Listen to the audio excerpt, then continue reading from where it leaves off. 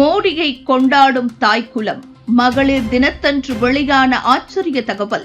ஏழை தாய் ஹீராபென் மோடியின் மகனான பாரத பிரதமர் நரேந்திர மோடி தான் கையெழுத்திடும் ஒவ்வொரு திட்டத்திலும் என் தாய் போன்ற மகளிருக்கு இதில் என்ன பயன் கிடைக்கப் போகிறது என்பதை உணர்ந்து கையெழுத்திட்டு வருகிறார். அதனால் சுதந்திர இந்திய வரலாற்றில் முன் எப்பொழுதும் இல்லாத வகையில் தற்போது பாரதத்தில் பெண்கள் அதிகார வலிமையையும் பொருளாதார சுதந்திரத்தையும் பெற்றிருக்கின்றனர். சமீபத்தில் மத்திய மகளிர் மற்றும் குழந்தை மேம்பாட்டு அமைச்சகம் வெளியிட்ட தரவுகளின்படி பிரதம மந்திரி ஜன்தன் யோஜனா திட்டத்தில் 30.46% வங்கி கணக்குகள் பெண்களுடையது. அதாவது ஒட்டுமொத்த திட்டத்தில் அது 55% ஆகும். அதேபோல் ஸ்டார்ட் அப் இந்தியா திட்டத்தில் 84% கடன்கள் பெண் தொழில் முனைவோருக்கு வழங்கப்பட்டுள்ளது. முத்ரா திட்டத்தின் கீழ் 69% கடன்கள் பெண் தொழில் முனைவோருக்கு வழங்கப்பட்டுள்ளது. சுய உதவி குழுக்கள் மூலம் 10 கோடி பெண்கள் பயன்பெற்று வருகின்றனர் என்று வரிசையாக பட்டியலிட்டுள்ளது.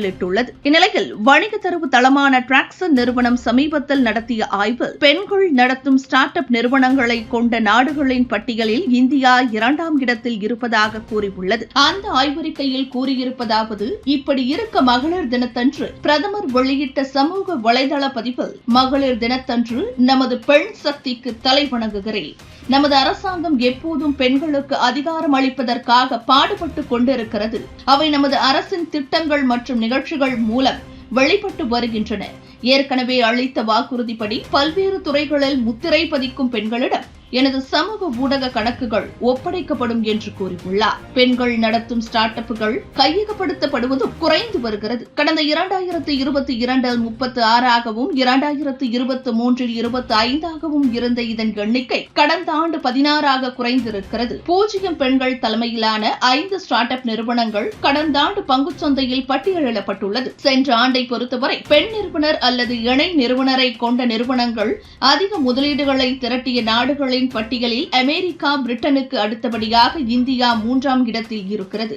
இந்தியாவில் இருக்கும் மொத்த ஸ்டார்ட் அப் நிறுவனங்களில் 7.50% அதாவது 7000த்திற்கும் அதிகமானவை பெண்களால் நடத்தப்படுகிறது.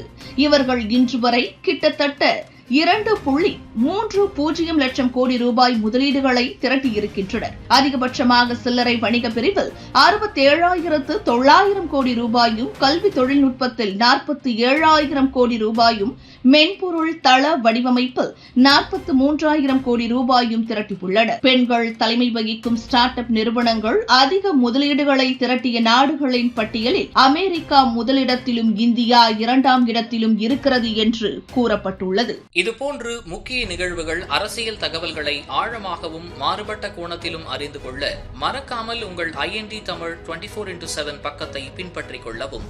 உங்கள் ஒவ்வொரு ஆதரவும் இதுபோன்று பல நிகழ்வுகளின் பின்னணியை அறிய உதவும்.